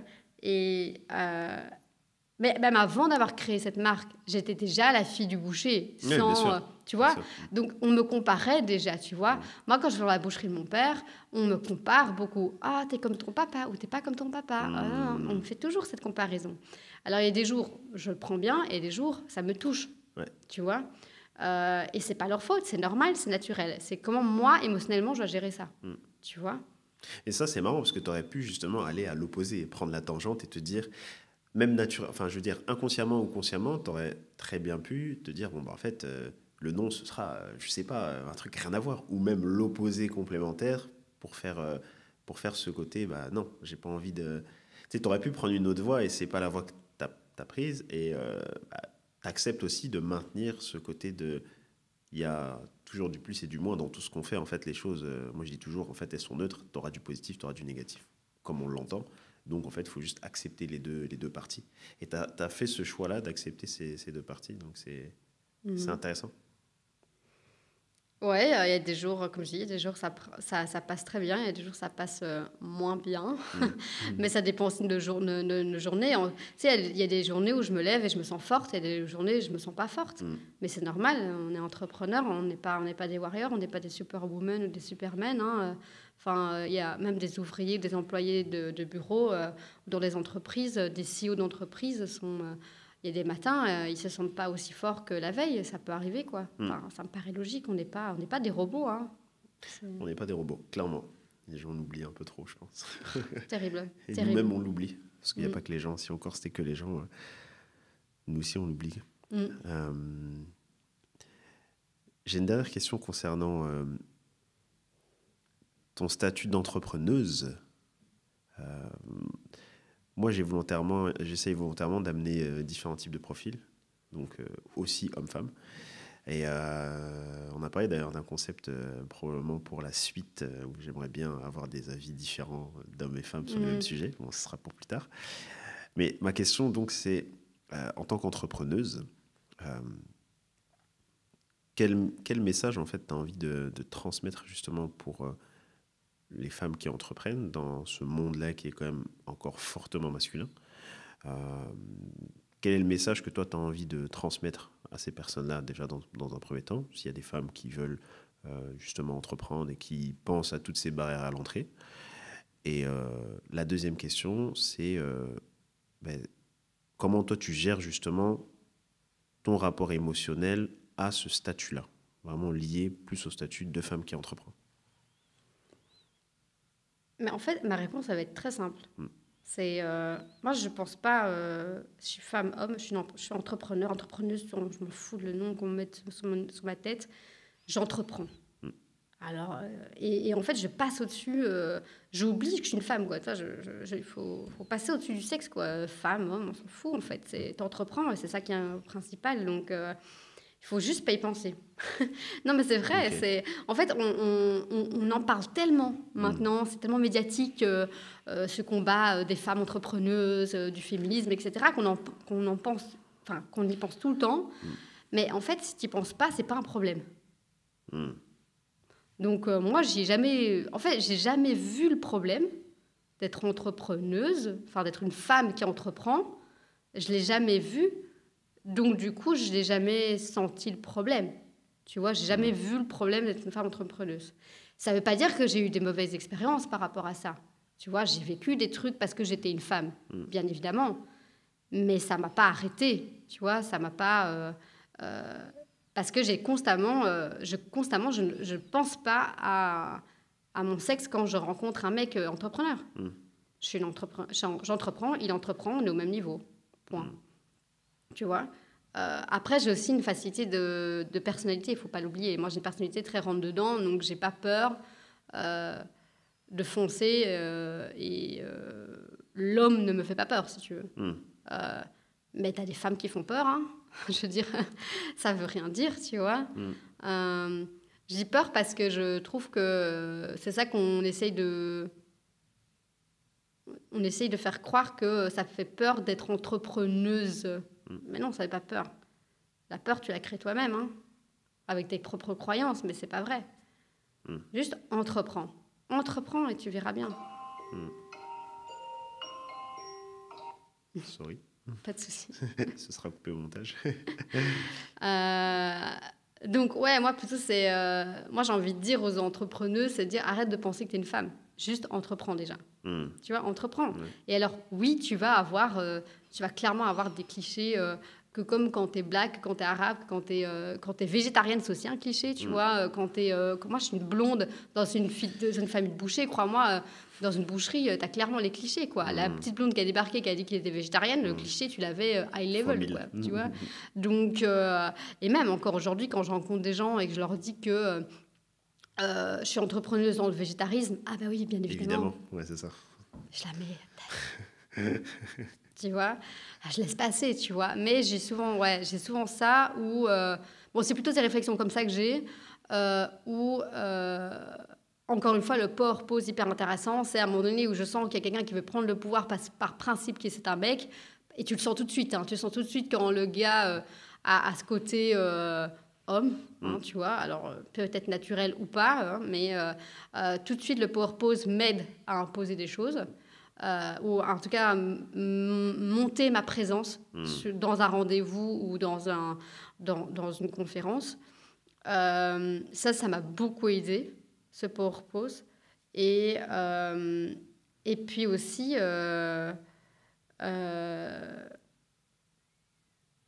qu'est-ce qui m'a aussi aidé un peu ? Je sais pas. Je sais qu'il y a des moments où j'ai été déstabilisée, mais c'était au début, je pense.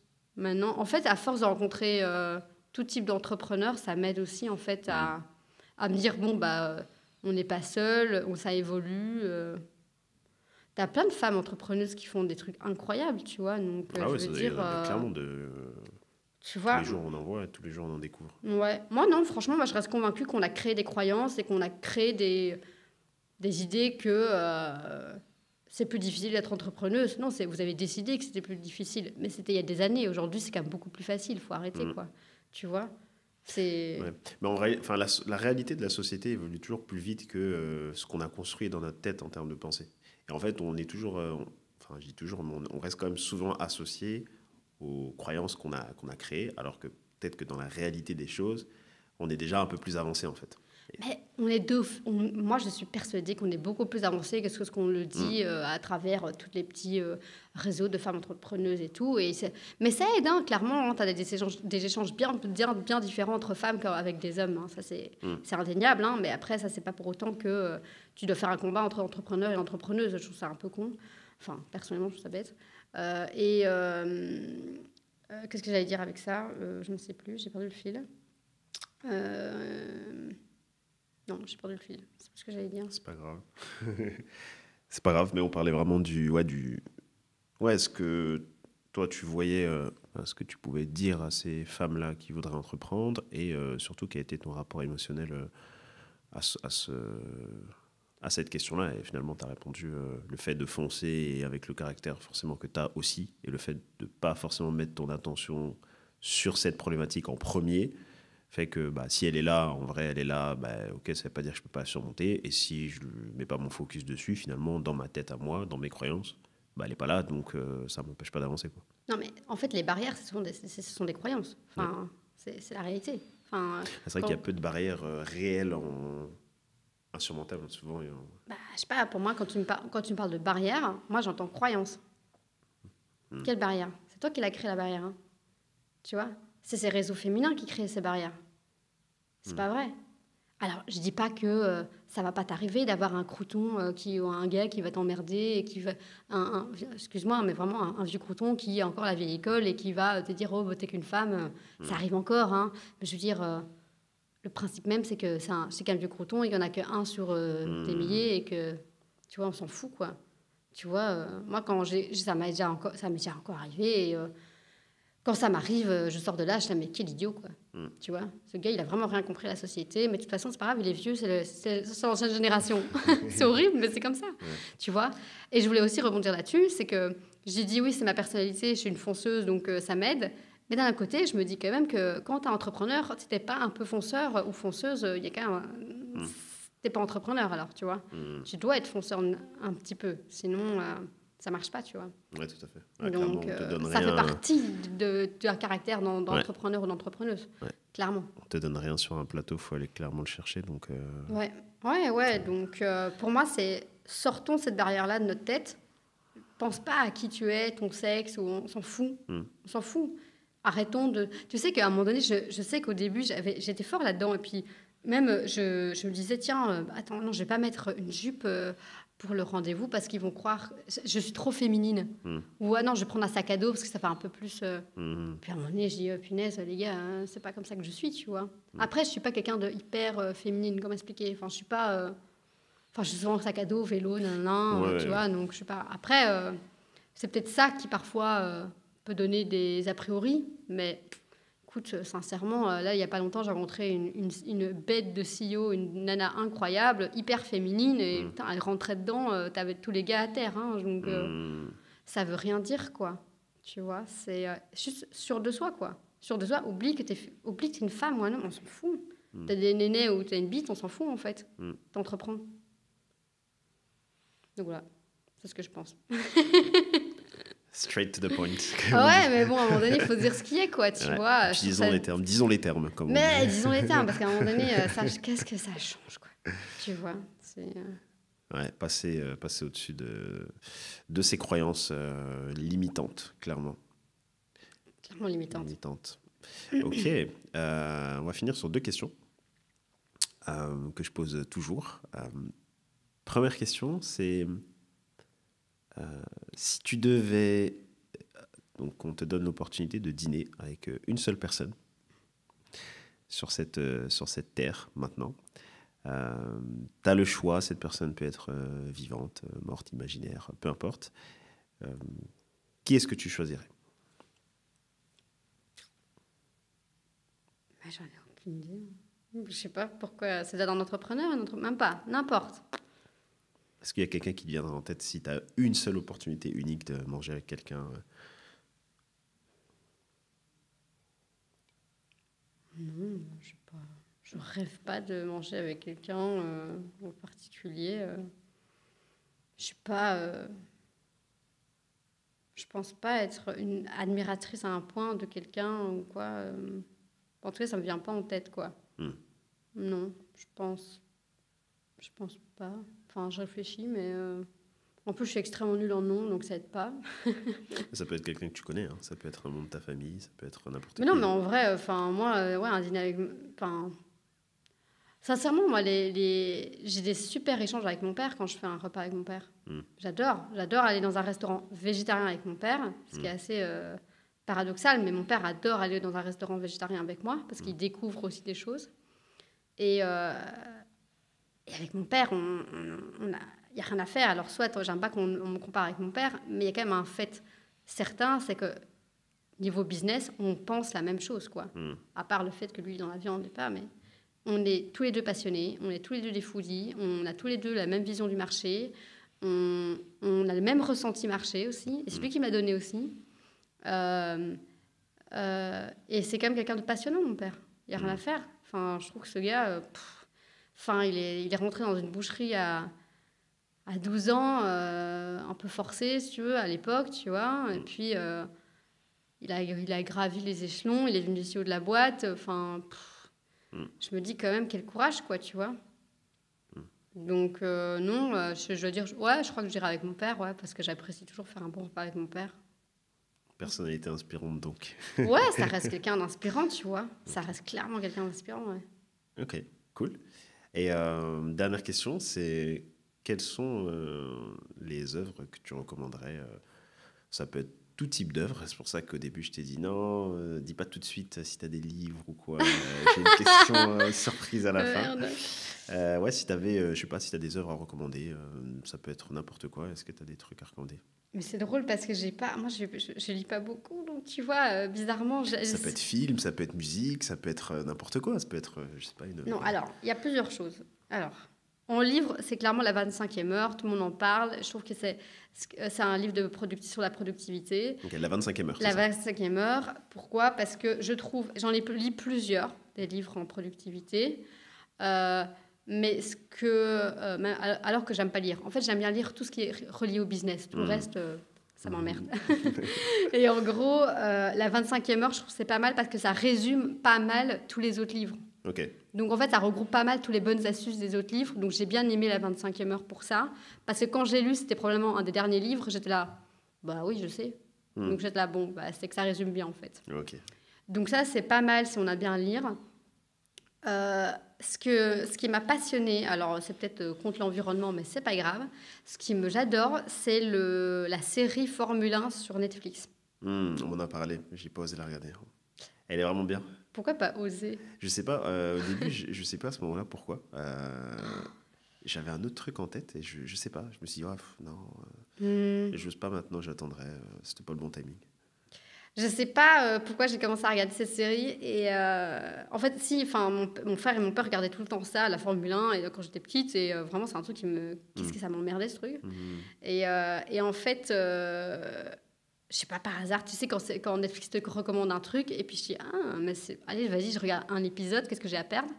Et ce qui est hyper intéressant avec la série Formule 1 sur Netflix, c'est qu'il te montre une partie vraiment de la Formule 1 que tu comprends pas, que tu ne peux pas voir à travers la TV, à travers une course en fait.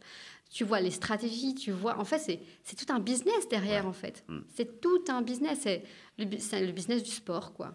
En fait, le business du sport, le business de la compétitivité, ces pilotes qui prennent des risques, qui se battent, qui parfois, c'est beaucoup d'ego. C'est un truc de mec aussi, hein, donc c'est assez drôle. T'es là, ouais, toi, t'es vraiment genre, putain, non, je veux pas le laisser passer ou quoi. Donc, il y a un truc de fou qui se passe derrière chaque écurie de la Formule 1, hyper intéressante.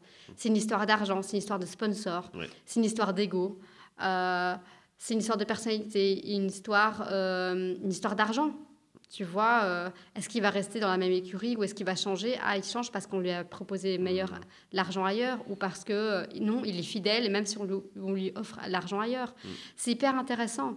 Il y a ce côté combatif que je trouve passionnant chez ces pilotes, de toujours viser la première place.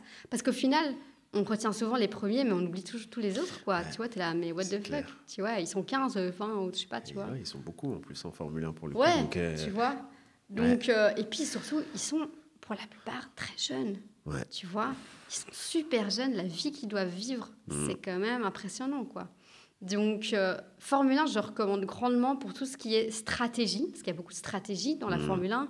Est-ce que tu vas au pit stop ou pas? Est-ce que tu vas, est-ce que tu mets les pneus maintenant ou pas? Non, il y a de la triche. Je tente la triche ou je la tente pas. Enfin, c'est hyper intéressant. Il y a le côté argent, le côté sponsoring, donc il y a tout ce côté business de la Formule 1 que je trouve hyper intéressant. Ils ont sorti le côté, la version Tour de France aussi, que je me trouve moins intéressante. Moins intéressante, ça donne une bonne vision sur les stratégies de peloton, mais à part ça, j'ai pas trouvé ça fou. Mais Formule 1, je recommande, je trouve ça très intéressant. Ok, tu m'as motivé pour le regarder. Il parle du côté sportif de haut niveau ou pas? Parce que c'est un truc qu'on oublie aussi, que les pilotes, en vrai, la condition physique, en fait, joue énormément.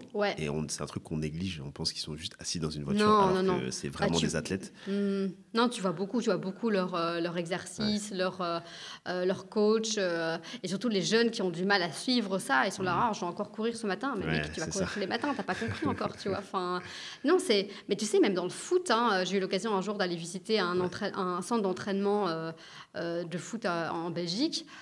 J'étais impressionnée par ce centre et ça montre à quel point tous les sports de haut niveau, c'est quand même beaucoup par rapport à l'argent.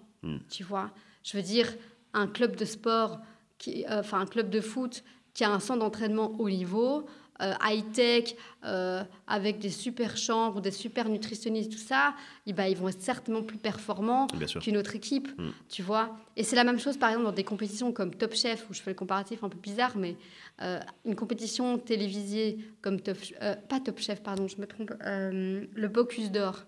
Le Bocuse d'Or, c'est une compétition en fait entre pays des meilleurs cuisiniers. Donc en gros, c'est une compétition de pays. C'est un peu le Top Chef, mais par pays, si tu veux. Il y a ça tous les 2 ans.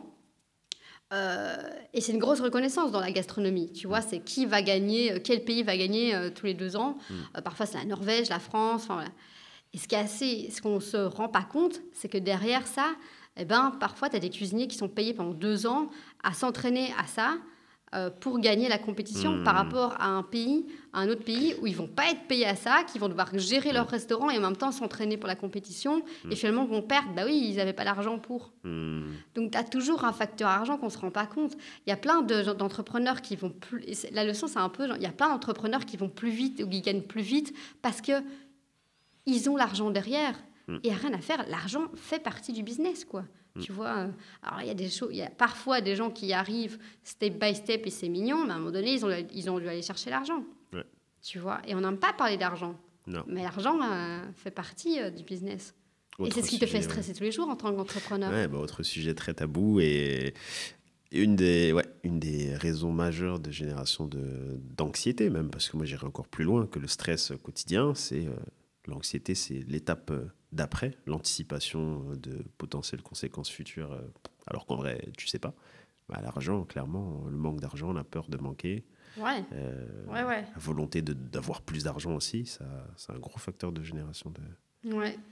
Et un autre truc que je lis de temps en temps, moi j'ai beaucoup de newsletters, et moi ce que je fais, c'est j'ai toujours la newsletter des récaps de Medium. Tu sais, Medium, c'est comme c'est un vieux site où il y a plein d'articles, un vieux blog en fait, où il y a pas mal de... c'est un vieux blog anglophone, enfin américain je pense même, où il y a quand même pas mal de personnes qui écrivent sur tout ce qui est justement stress, anxiété, gestion du stress, méthodologie, enfin tu as vraiment 1000 sujets, stratégie marketing, enfin tu as tout autour du business. Et Medium, pour ça, est pas mal parce que du coup, ils font un résumé des meilleurs articles ou les articles les plus lus. Okay. Et ça résume parfois des trucs intéressants parce que parfois, c'est juste les 5 méthodes pour déstresser. Enfin, des conneries comme ça, tu vois. Ou je te résume l'étude scientifique qui prend 40 pages, je tente à la fin une page, quoi. Okay, et cool. Medium, c'est pas mal, ouais. Eh pas mal de choses à recommander finalement. Mais c'est pas que des livres. non, ouais, c'est sûr. Merci. Merci pour le partage. Merci pour l'épisode aussi. Avec plaisir. J'espère que ça vous a plu. Et la suite au prochain épisode.